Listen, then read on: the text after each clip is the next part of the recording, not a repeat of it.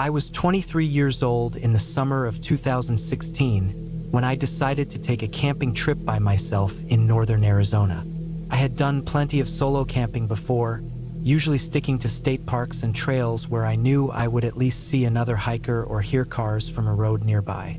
This time, I wanted something different. I had been stressed out from work and life in general, so I wanted to push myself further into the quiet, to find a place where I wouldn't hear anything man-made at all.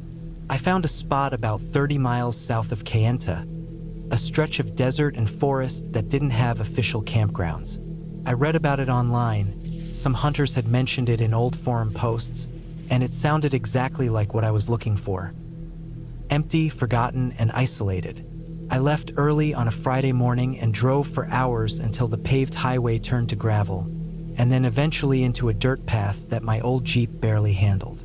The land changed slowly as I went deeper. Red sand turned into rocky washes, scattered juniper trees became thicker, and eventually the land seemed to swallow the road. I pulled off into a flat clearing surrounded by brush and tall pinyon pines. The nearest house I had passed was at least 15 miles back. I felt excited, but also a little uneasy, like I was stepping into someone else's land uninvited. The air was hot and still, and the only sound was the wind pushing through the trees in short bursts, almost like it was blowing in circles. I set up my small tent, rolled out my sleeping bag, and gathered enough wood for a fire that night. By the time the sun started to drop behind the low mesas, the entire place looked even more remote than I had expected. Shadows stretched across the ground in strange shapes, and the silence got heavier. I remember cooking a simple dinner over the fire, beans and rice from a small pot, and watching the sky turn purple. That first night I felt calm for a while, but as it got darker, I couldn't shake the feeling that I was being watched. I told myself it was just because I wasn't used to being that far out without a single other person around. I woke up sometime in the middle of the night to a sound that I couldn't place. It wasn't the usual creaking of trees or the scratching of small animals in the brush. It was sharp, uneven, almost like footsteps, but spaced too far apart, like whoever or whatever it was took long strides. I laid still inside the tent, barely breathing, listening. The sound circled the camp slowly, pausing now and then continuing. My fire had burned down to embers, and the moonlight cast pale shadows across the ground. I wanted to convince myself it was just a deer or maybe even a coyote, but the steps sounded heavier. I waited until they faded into the distance before I let myself drift back into sleep. The next morning, I stepped out of the tent and immediately saw tracks in the dirt near where the fire had been. They weren't boot prints, but they weren't animal tracks either. The ground was too dry to hold a perfect shape, but the marks were strange, almost like bare human feet, only longer, wider, and uneven. I crouched down to study them, my stomach tightening. I told myself it had to be some kind of distorted animal print, maybe a mountain lion or even a cow that wandered this far out. But deep down, I didn't believe that. I tried to shake it off by going on a hike. I followed a dry wash east for a couple of miles, carrying only a water bottle and a pocket knife. The land felt endless. Sharp red cliffs cut into the horizon, and the silence pressed on my ears until I felt like I could hear my own blood pumping. At one point, I thought I saw movement on a ridge above me, just a quick flash of something pale against the dark rocks. But when I blinked, it was gone. I stood there for a long time staring, then forced myself to keep walking. When I returned to camp that afternoon, something was wrong. My tent looked like it had been moved. It wasn't collapsed, but one of the stakes had been pulled up, and the flap was hanging open even though I had zipped it closed. Inside, my sleeping bag was dragged halfway out, and the small bag of food I had left sealed was open with some of it missing. Not scattered like an animal had ripped into it, but missing neatly, as if taken by a hand. That night, I didn't sleep much. I built the fire bigger and sat up next to it with my knife on my lap, my flashlight within reach.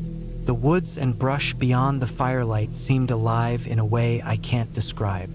Every crack of a branch made my chest tighten. Around midnight, I heard it again. The steps, slow, deliberate, circling just out of sight.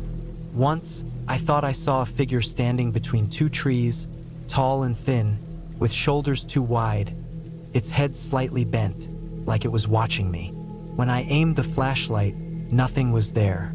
But the sound didn't stop. It circled until the first hint of dawn touched the horizon, then faded away. By the third day, I was unraveling. My hands shook when I tried to make coffee, and every time the wind moved the trees, I flinched. I thought about leaving right then, but part of me was stubborn. I had come all this way for peace and solitude, and I didn't want to feel chased out. I decided I'd stay one more night, then head back in the morning. That evening, I built the fire even larger than before, stacking logs so the flames would last as long as possible. I sat with my back against a tree so I could see everything around me. The sun dipped down, the land turned black, and the silence pressed in again. This time, when the steps came, they didn't circle. They came closer. I could hear them in the dirt, slow and heavy, then stopping, then starting again. My heart was pounding so hard I thought it might burst out of my chest. The fire cracked, sending sparks up into the dark, and for a second I caught sight of it. It was standing at the edge of the firelight, half hidden by the brush. Tall, thin, with arms too long. The skin looked pale, almost gray in the light, stretched tight like it didn't fit right. The face was wrong. It looked human, but not human at the same time. Like it was wearing a person's skin that didn't belong to it. Couldn't move, couldn't even breathe. We just stayed like that, me frozen, it standing there in silence, until I finally grabbed my flashlight and shined it straight at it. The light hit, and in that instant, it moved. Not away, but low, dropping down on all fours in a way no human could, its limbs bending wrong. It crawled fast along the ground and then disappeared into the darkness beyond the trees. My stomach turned cold, and I knew I couldn't stay another second. I threw my things into the Jeep without packing properly. Sleeping bag, tent, food, everything in a pile. I didn't care what I left behind. The fire was still burning when I turned the engine and tore down that dirt road, headlights bouncing on every rock and dip. I didn't stop until I reached the main highway, hours later, when the sun had finally come up. Even then, I couldn't shake the feeling that I was being followed. Every time I looked in the rearview mirror, I expected to see it running after me or waiting at the side of the road. But nothing was there. I never went back to that place. I never even told anyone the full story until now, because I knew how it would sound. People would say I was just tired, that my mind played tricks on me, that it was just an animal. But I know what I saw. It wasn't a coyote, it wasn't a mountain lion, and it wasn't a person. When I think about it now, the thing that scares me the most isn't that it was out there watching me. It's that it let me leave.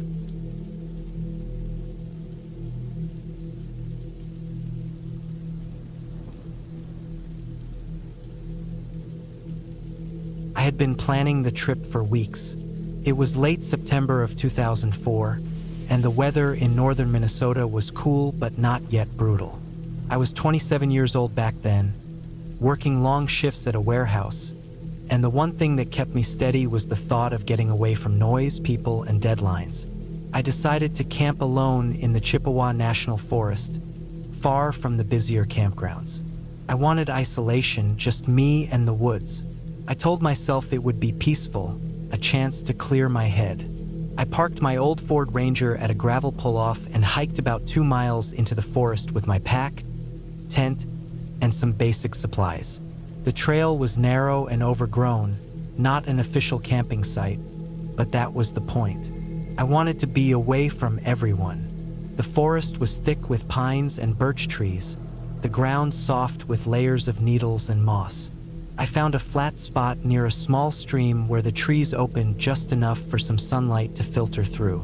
It seemed perfect. By late afternoon, I had my tent up, a small fire pit built, and water filtered from the stream. I cooked a simple meal of beans and rice on my small propane stove, then settled down with a flask of whiskey. The air was sharp, carrying that mix of damp earth and pine that clings to your clothes. The quietness was heavy. No cars, no people, just the distant call of a loon somewhere across the water and the occasional snapping branch as something moved in the undergrowth. That first night, I lay in my tent listening to the forest.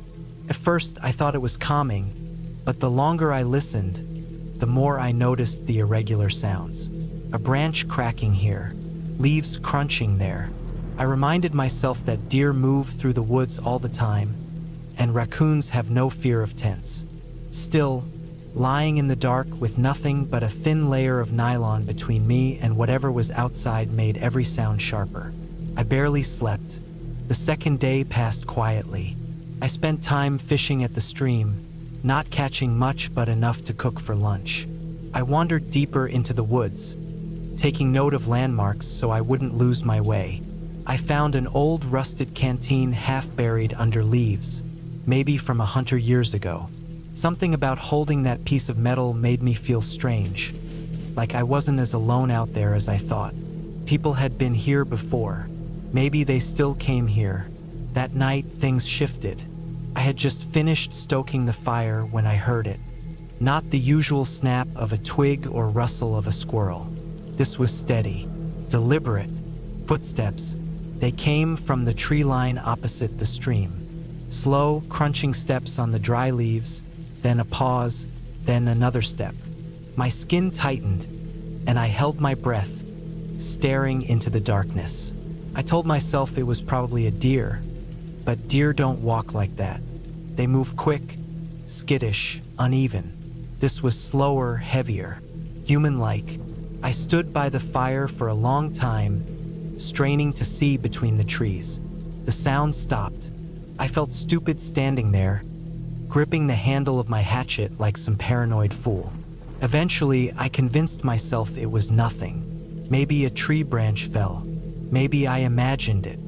I doused the fire, climbed into the tent, and zipped myself in. But the feeling didn't go away. I couldn't shake the idea that someone was out there, just beyond the reach of the firelight. I barely slept again. At some point, exhaustion pulled me under, but I woke to a noise around 3 a.m. The sound of water splashing. The stream. Someone or something was moving through it. It wasn't a fish or a small animal. The splashes were too heavy. I lay frozen in my sleeping bag, staring at the thin fabric of the tent as if it could protect me.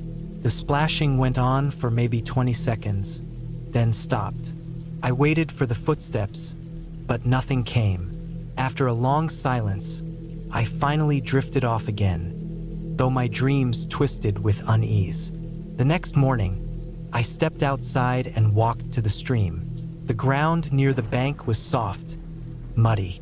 That's when I saw them, prints. They weren't boots. They weren't shoes. They looked like bare feet, but larger than mine and pressed deep into the mud. 5 toes, heel clear as day. My stomach sank. Who the hell was walking barefoot through the woods in late September? I told myself maybe they were old prints, but the edges were still sharp, fresh. I spent the day restless, unable to focus on fishing or exploring. Every sound put me on edge. I considered hiking back to the truck, but pride kept me there. I told myself I was overreacting, that people hike barefoot sometimes, that maybe a hunter had come through earlier. But the thought of someone moving around me at night wouldn't leave my mind. That evening, I built the fire higher than usual, wanting the extra light. The forest beyond the glow felt darker than before, as if the trees were closing in tighter. When I finally crawled into my tent, I left my hatchet beside me, within reach. Sometime past midnight, I woke to the sound of breathing, not my own, outside, slow, steady, controlled. It was close, right outside the tent. My body went stiff. I could hear the faint crunch of leaves shifting under weight, the slight whistle of air moving in and out of lungs. My mouth went dry. I didn't move. I didn't breathe. Whoever or whatever it was stood there for what felt like hours. I could picture a shadow leaning over, watching the shape of me through the nylon. The thought made my chest tighten until I thought I'd pass out. And then, just as quietly as it came, it moved away. I listened to the footsteps fading into the woods, each one deliberate and slow, until there was only silence again. I didn't sleep after that. I sat upright, hatchet in hand, waiting for dawn.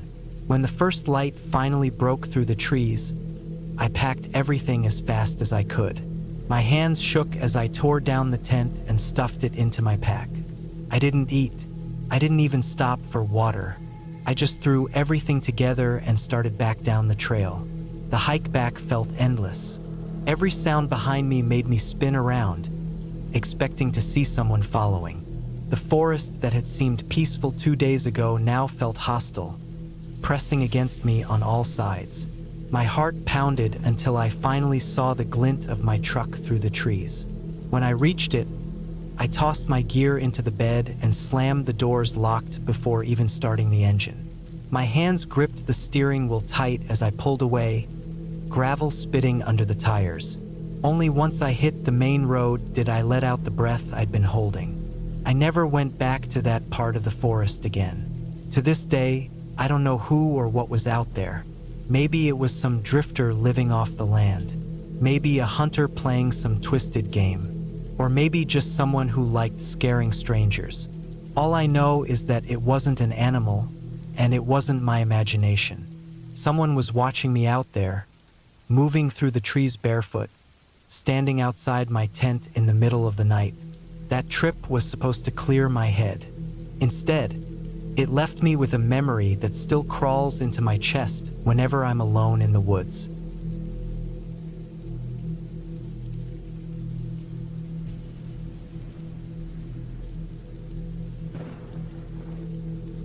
I was 24 when I decided to take a solo camping trip into the mountains of northern Idaho in late September of 2016.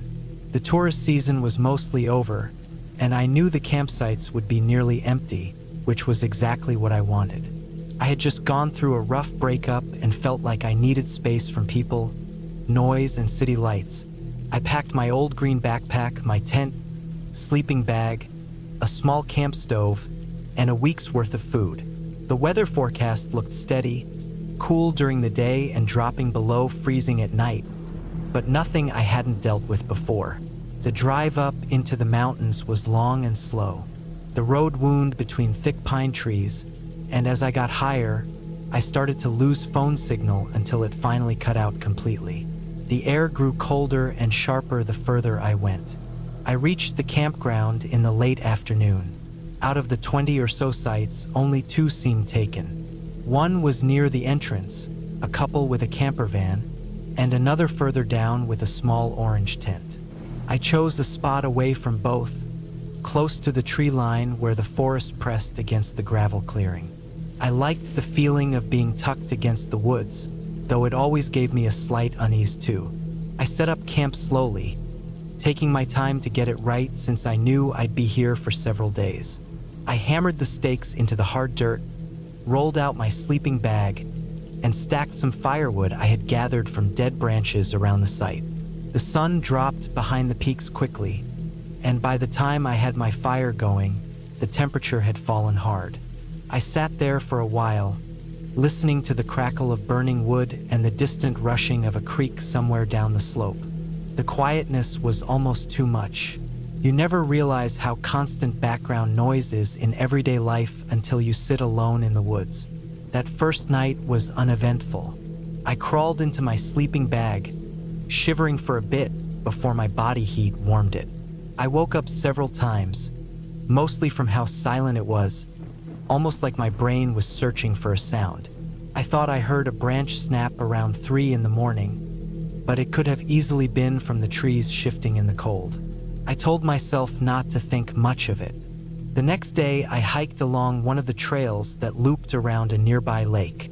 The air smelled of wet pine needles and soil. The ground was uneven, littered with fallen logs and rocks. I saw deer prints in the mud, even some large paw tracks that looked like wolf or maybe cougar. That gave me a little pause, but I reminded myself that animals usually avoided humans if they could. By the time I returned to camp, the sun was already sinking again. I cooked some beans on my small stove, ate in silence, and built another fire. It was the second night when things started to feel off. I had just turned in, zipped up in my sleeping bag, when I heard it, not far from my tent, maybe 30 or 40 feet into the trees. Something heavy stepped on the ground. It wasn't like a deer's quick, light step. It was slow, deliberate, and heavy, crunching on pine needles and dry twigs. My chest tightened immediately. I held my breath, listening as it circled slightly, the sound moving through the trees. It stopped for a while, then another crack came from a different spot, as if it had shifted its weight or taken a step closer. I told myself it was probably an elk or a bear wandering through, but something in my gut felt different. I lay completely still for what felt like hours, staring at the nylon ceiling of my tent, waiting for the sound again. Eventually, I must have drifted into a restless sleep because when I opened my eyes again, the inside of the tent was faintly lit from dawn. That morning, I checked around my campsite. The ground was scattered with pine needles, making it hard to spot tracks. But near the edge of the woods, I found something odd. There was a faint imprint in the soil, not clear enough to be a shoe print, but not shaped like a paw either. Just a vague depression. I crouched over it for a long time before stepping back. My stomach twisted, but I told myself not to overthink it. I pushed it out of my mind and went fishing down at the lake. The day passed slow. I caught nothing, and by evening I was back at camp. I built a bigger fire than usual, stacking it with extra wood, trying to chase away the edge of fear that had crept into me. The other campers had all left. I realized with a jolt that I was completely alone now. Not a single other tent or car in sight. That night was worse. I had barely lain down when the noises began again. This time, closer. I heard something dragging along the ground, like a foot scraping against dirt. Then a distinct, sharp crack of a stick snapping directly behind my tent. My heart pounded so loud I could hear it in my ears.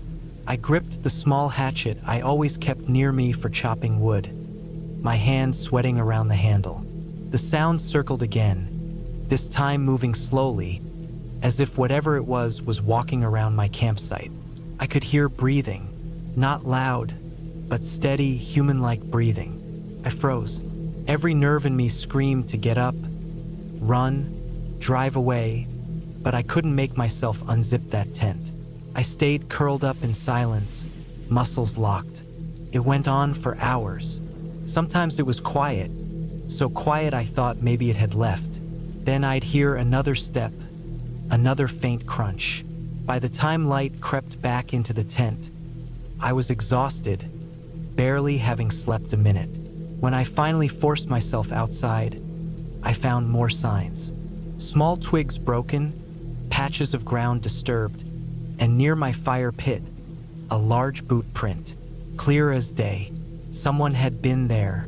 That was the moment the fear really hit me. It wasn't an animal.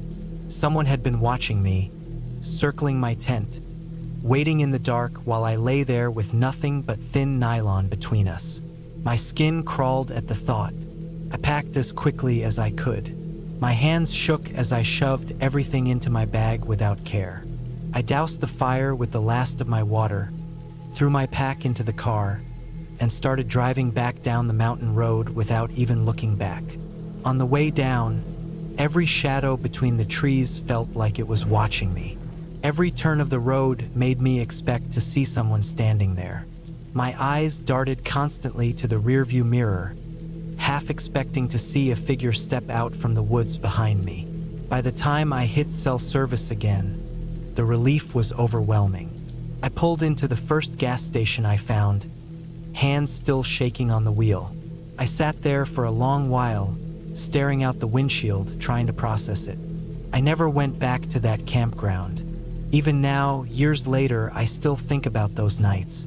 The heavy steps, the breathing, the boot print by the fire pit. I'll never know who was out there or what they wanted. But I know this much. They weren't just passing through. They were watching me. They chose my campsite and they stayed close for hours in the dark. That thought has never left me.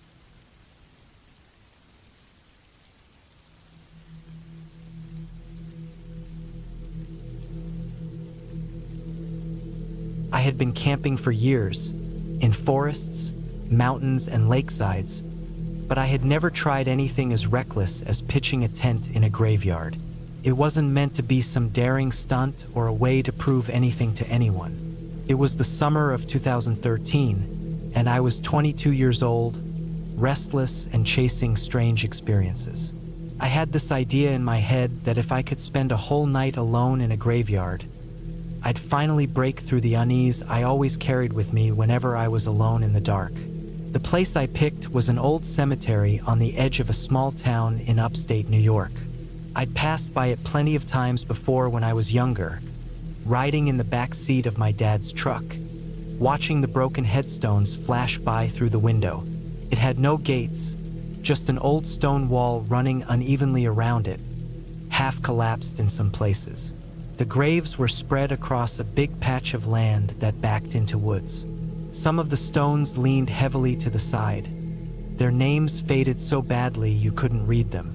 Grass grew high around them, and there were gaps where entire stones had toppled into the dirt. It was mid-August when I went. The day had been humid, and by the time I arrived around 6 in the evening, the air was sticky, the sky low with heavy gray clouds. I parked my old Honda at the side of the road where the wall crumbled enough for me to step through. With my pack on my shoulders, I climbed over into the grass and felt the place swallow me. It was silent in a way that made me notice every sound I made, from the creak of my boots in the damp grass to the rattle of the tent poles clanging together in my bag. I picked a spot in the far corner, near the woods where the ground was fairly level. The grass there was tangled and higher than the rest, but I cleared enough to flatten my small tent. I set it up quickly, trying not to think too much about the crooked stones standing all around me. Some were so close, just a few feet from where I planned to sleep, that I could have leaned out and touched them.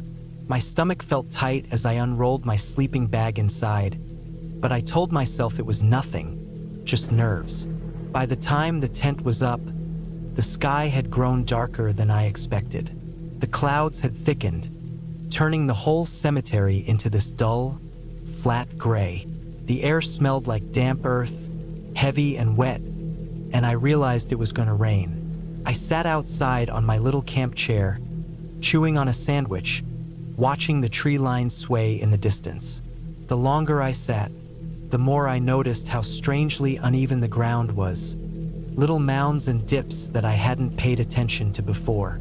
Some of the older stones had sunk halfway into the soil, crooked like teeth in a broken jaw.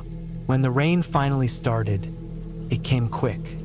Big, heavy drops splattered the tent, darkening the grass around me. I shoved my things inside and sat hunched up with the zipper pulled closed, listening to the steady patter. The smell of wet grass filled the tent. For a while, I just sat there, scrolling through my phone, killing time, but the signal was bad, and eventually the battery started to die. By 9 o'clock, I was sitting in the dark with only my small lantern lit, the sound of the rain easing off outside. It was then I first noticed it, a sound that didn't fit. At first, I thought it was just leftover raindrops dripping from the trees, but then it grew steady, deliberate. Footsteps, slow, heavy steps through the wet grass, not far from where I sat. My heart jumped hard into my throat.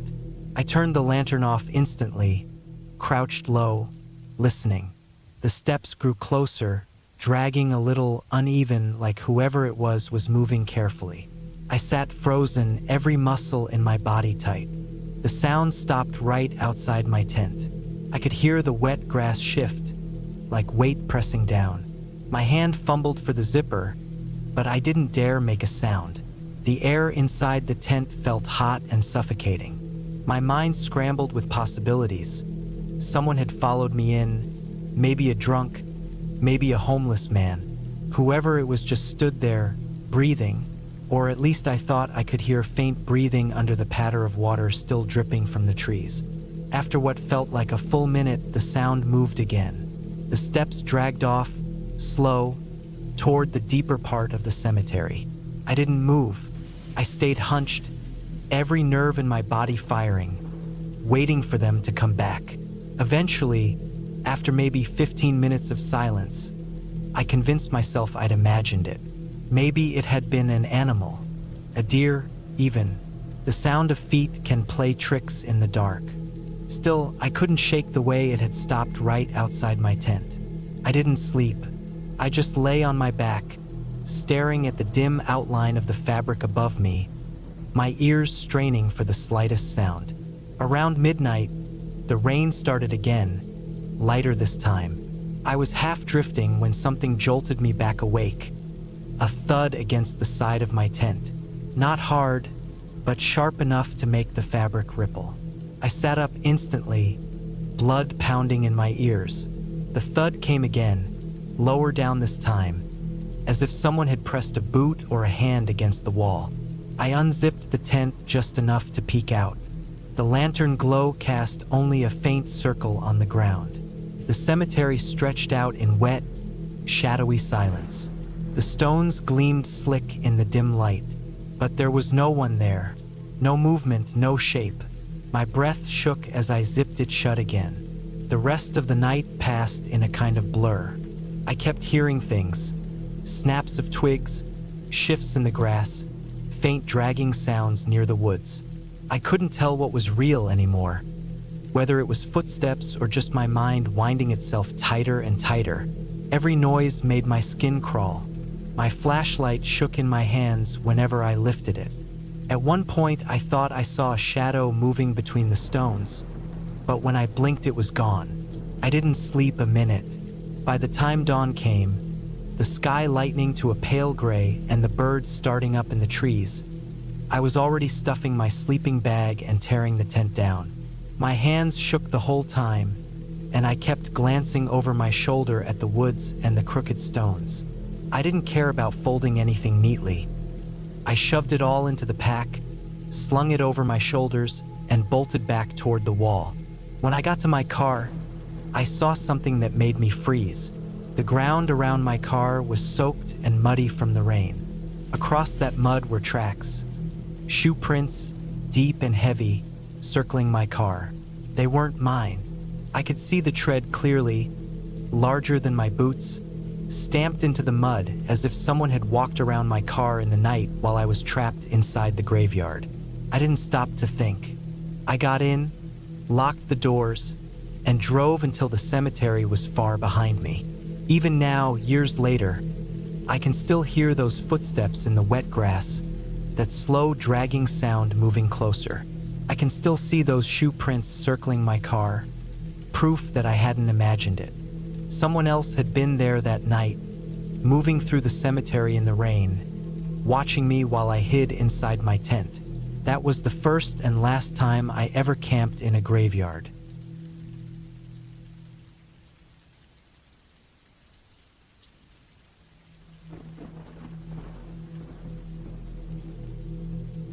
I was 26 in the summer of 2015 when I decided to take a solo camping trip in the northern part of Michigan. I'd been working long hours at my job, sitting behind a desk, and I felt like I was rotting inside.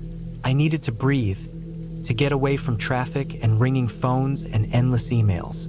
So I packed up my old tent, a cheap sleeping bag, some food, and a small cooler, and I drove my beat-up Ford Escape out toward the woods near Huron National Forest. It wasn't a campground with other people or any sort of ranger around.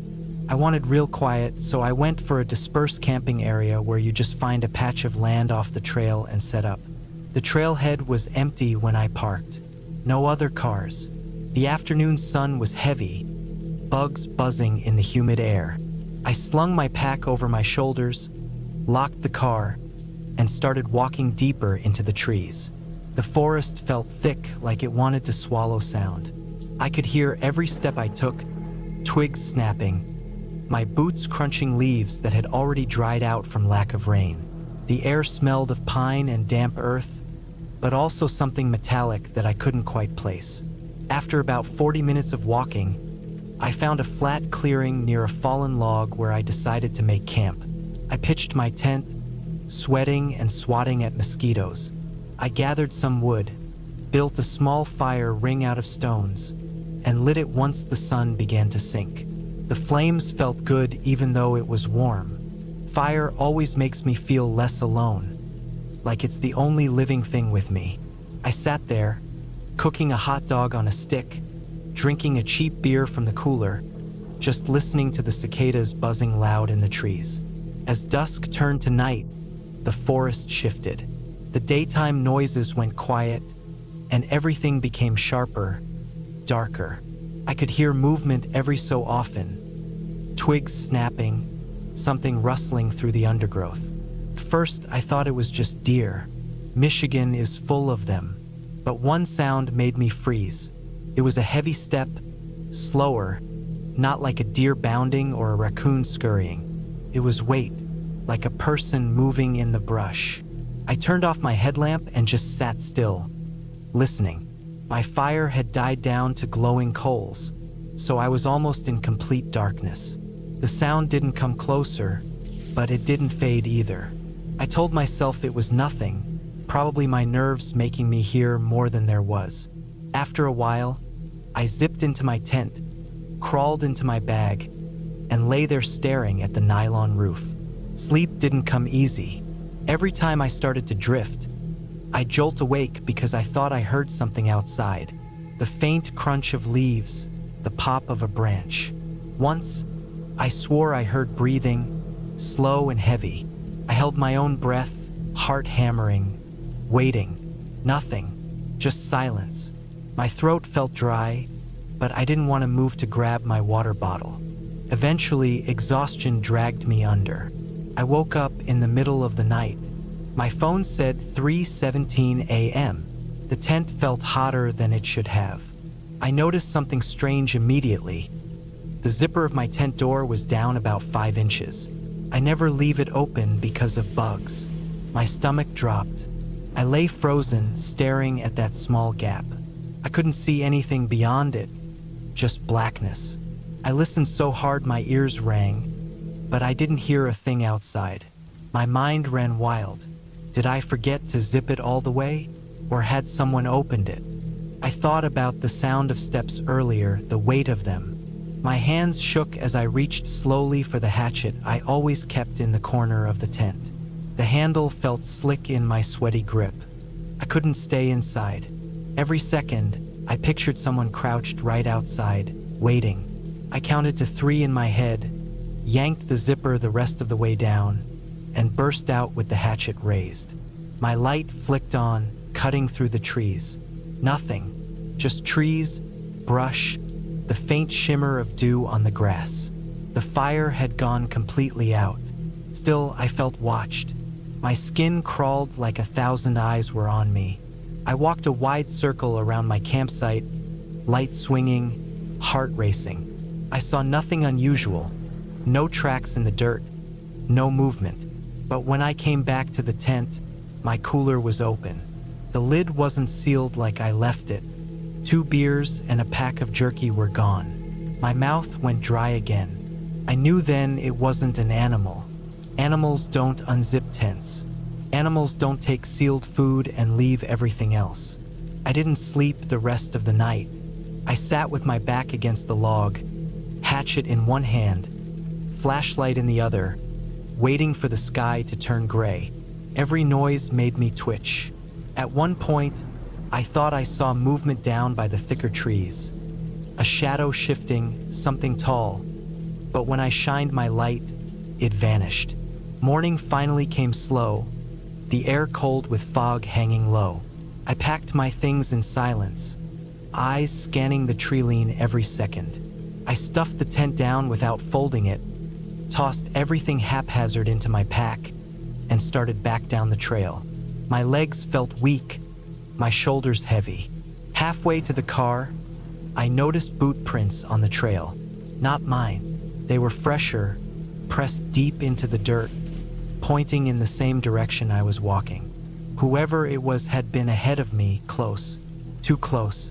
When I got back to the parking lot, my stomach dropped again. My car door was closed, but the handle had dirt smudges that weren't there before. I unlocked it, climbed in fast, locked the doors, and just sat there for a moment with my hands gripping the steering wheel, breathing hard. The inside smelled normal, nothing missing, but the thought of someone trying the handle while I was gone made me sick. I drove until I hit the main road, and even then I didn't stop. I didn't eat, didn't drink water, just drove. Every car that appeared behind me made me check my mirrors 100 times. By the time I got home, I felt wrung out, like my nerves had been scraped raw. I dumped my gear in the garage and checked every door and window in my house twice before I sat down. That night, I didn't sleep much either. Every time I closed my eyes, I saw that half-open tent zipper and the boot prints pressed in the trail. I never reported it. What would I even say? Some stranger unzipped my tent, stole my food, maybe followed me back toward my car? No one would care. It wasn't illegal to be in those woods. But I know what I felt out there, the way the forest pressed in on me, the way every instinct screamed that I was being hunted. That was the last time I ever camped alone.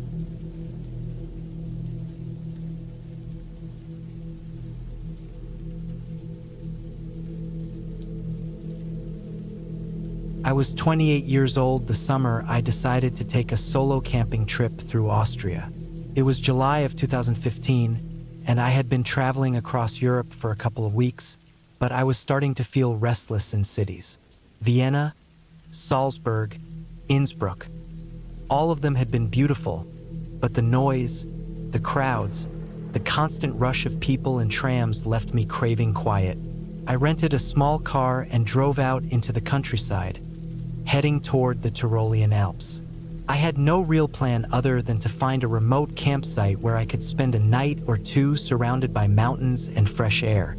The drive itself felt almost unreal. Green valleys opened wide on either side of the road, with steep gray peaks in the distance capped in snow even in the heat of July.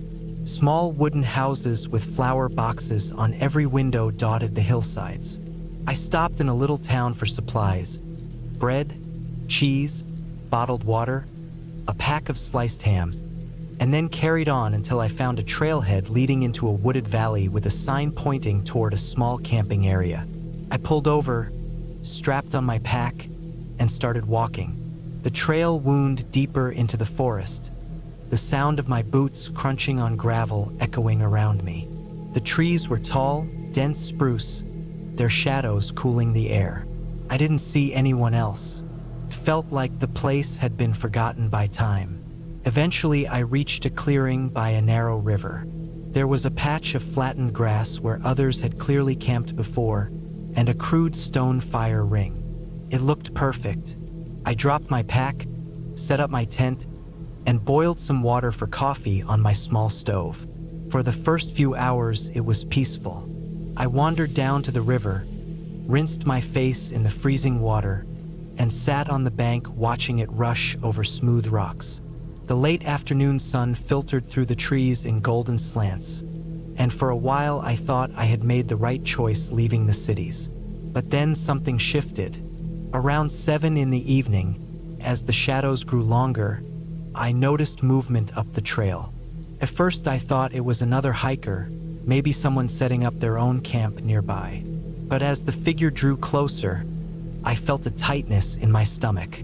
He wasn't carrying gear, no backpack, no sleeping bag, nothing that suggested camping. Just a man, maybe in his 40s, thin and tall, with messy hair that looked greasy even in the fading light.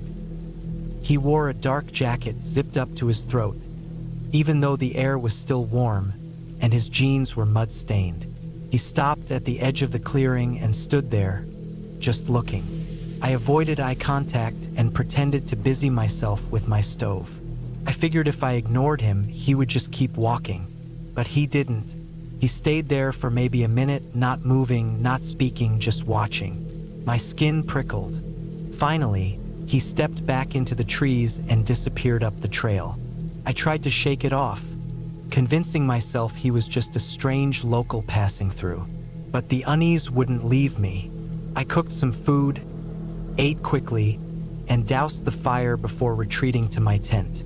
I zipped it up tight and lay down, listening. The forest was loud in its own way, rushing water, the occasional crack of a branch, the calls of distant birds. But every time one of those natural sounds stopped, I caught myself straining to hear something else. Footsteps, breathing, anything unnatural. At one point, maybe around midnight, I swore I heard the sound of twigs snapping nearby. I froze, my heart hammering. After several minutes of silence, I told myself it was probably just a deer moving through the underbrush. Eventually, I fell into a shallow, restless sleep. When I woke, it was still dark. My watch said 3:20 a.m. I didn't know what had stirred me at first, but then I realized the faint crunch of footsteps outside my tent. Slow, deliberate circling. My throat tightened. I held my breath and stayed perfectly still, hoping whoever it was would just pass by. The footsteps stopped right near my tent. I could see a faint shadow cast against the thin fabric, long, unmoving, just standing there. I felt trapped. The nylon wall, the only thing between me and whoever was outside. Minutes crawled by. My body ached from staying so rigid, every muscle tense.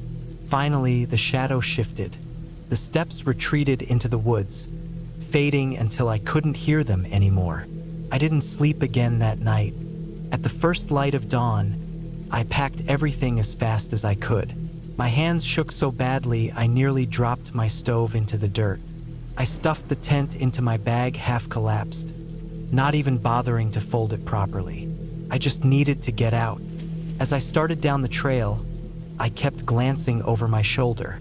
The forest looked the same as the day before, but it felt different now, heavy, like it was pressing in on me.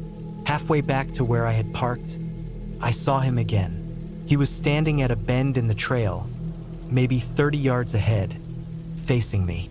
He didn't move, didn't speak, just stood there with his hands shoved into his jacket pockets. My stomach flipped.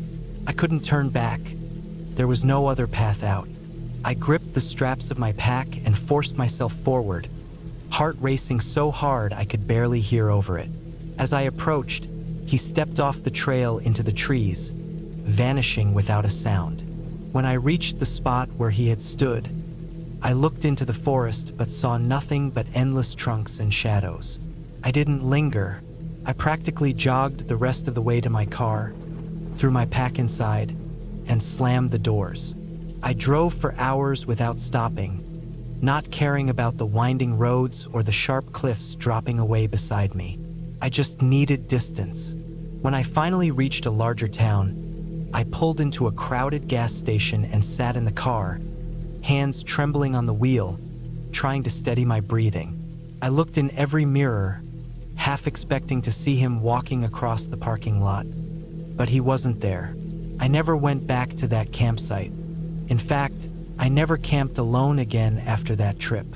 The woods, once a place of peace and escape, now felt like a place where someone could watch, follow, and wait. I don't know who that man was or what he wanted. Maybe he was harmless, maybe just a wanderer. But the way he appeared, the way he stood outside my tent in the middle of the night, it didn't feel harmless. The memory still clings to me years later, sharper than any of the beautiful sights I saw on that trip. People think the wilderness is dangerous because of bears or storms or accidents. But the truth is, it's the people you don't expect to find out there. The ones with no gear, no purpose, no reason to be so deep in the woods, that make it terrifying. And I will never forget the sound of those slow footsteps circling my tent in the Austrian dark.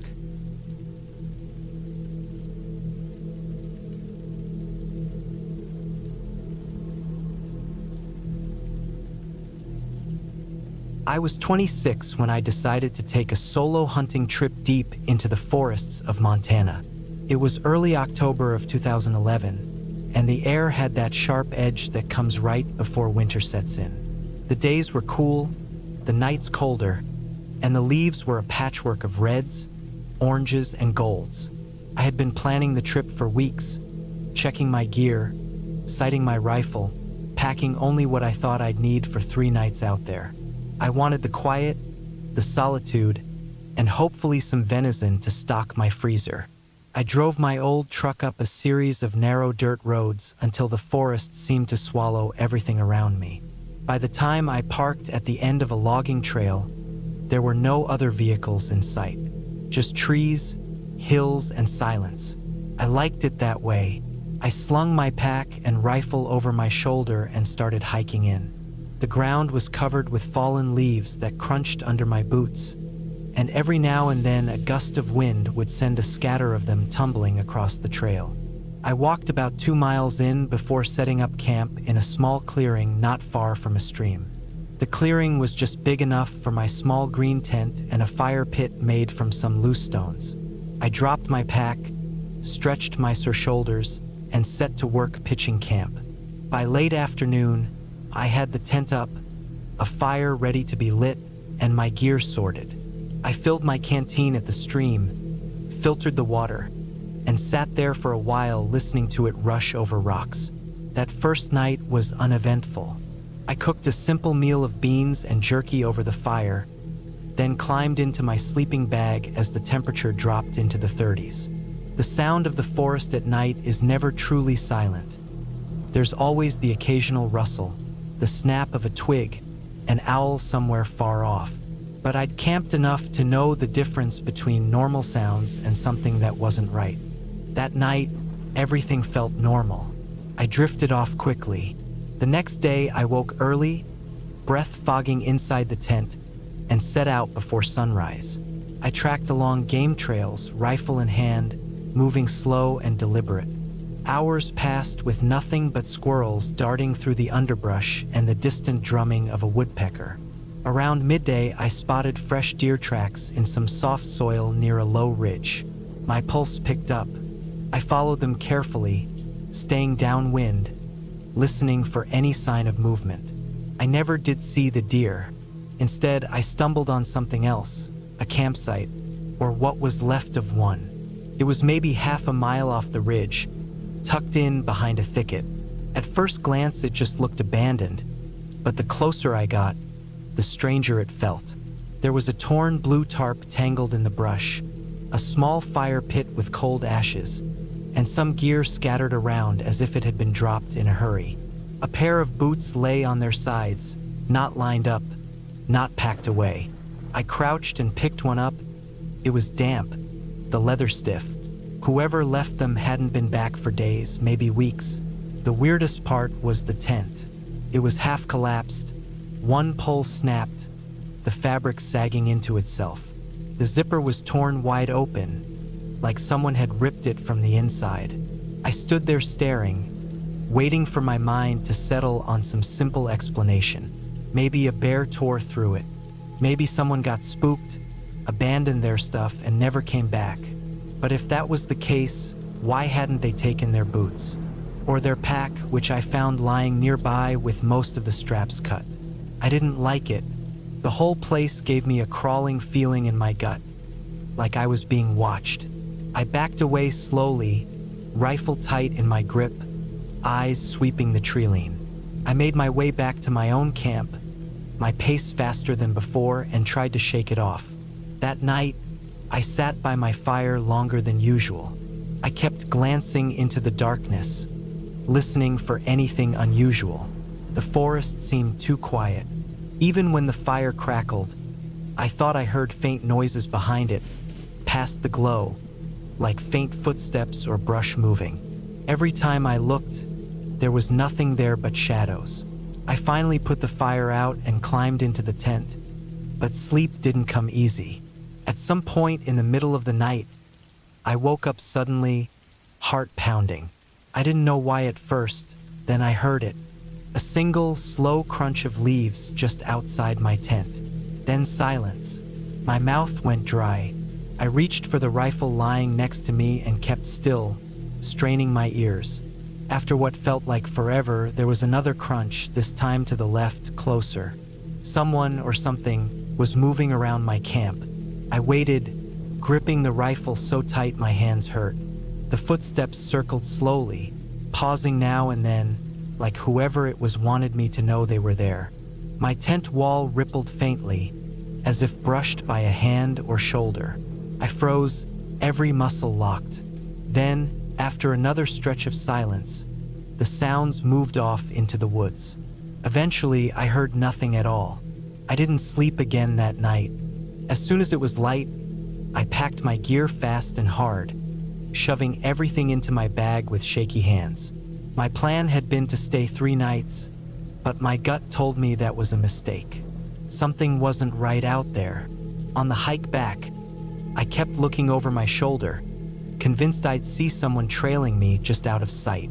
Once I thought I did.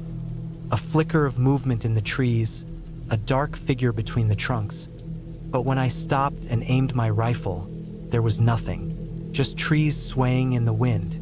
When I finally reached my truck, relief hit me so hard I almost laughed. I tossed my gear in the bed, climbed in, and started the engine. As I pulled away, I glanced in the rearview mirror. For the briefest second, I thought I saw a man standing at the edge of the road, half hidden by the trees. But when I blinked, he was gone. I didn't stop driving until I was back in town. Later, I couldn't get the abandoned campsite out of my mind. I looked online, checked old reports, even asked around at a gas station. I learned that about a year earlier, a hunter had gone missing in those woods. His truck was found near where I'd parked. Search parties went out but never found him. I don't know if that collapsed tent belonged to him. I don't know who was walking around my camp that night. But I know one thing: I've never gone hunting alone again.